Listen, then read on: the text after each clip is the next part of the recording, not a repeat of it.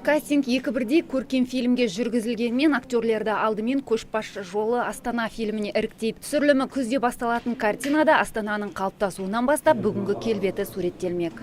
У нас очень много интересных. Екі бірдей фильмге актерларды таңдау оңайға соқпады. Мәселен, Астанада 2000-нан астам ниеттілер бақтарын сынаса, Петропавлда 2-3 күнде 100-ден астам адамды қарап үлгердік. Ал Шымкентте 200-дей азаматты қарадық. Бұл аз да көп те емес. Ал 29 жасар театр актрисасы Надежда Вербицкая өзін болашақта кино саласынан көргісі келеді. Кастингтің болатынын әлеуметтік желілер арқылы естіген ол осында асыға жеткен. Алдын кішігірім роликтер мен жарнамаларға түсіп жүрген жас актриса бойындағы бар өнерін көрсетіп қалуға барын салды. Смеятся и грустят, едят и пьют в обличиях Отелло или Лира. Шок. Сценарием их жизнь предрешена. Записана судьба на киноленту. Томирис фильміне сары шашты, көзі көкшіл қыздар қажет деген соң бағымды сынамақ болдым.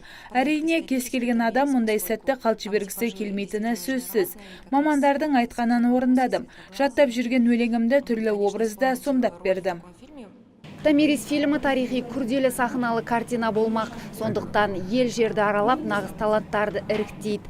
Фильмге тек басты кейіпкерлер ғана емес, эпизодты рөлдерге де таңдалады. Екі фильмге де Әлия Назарбаева продюсерлік етеді. Айта кетейік, мұның алдын анаға апарар жол атты киноны да дәл осы топ түсіріп, көрермендердің ыстық ықыласына бөленген болатын.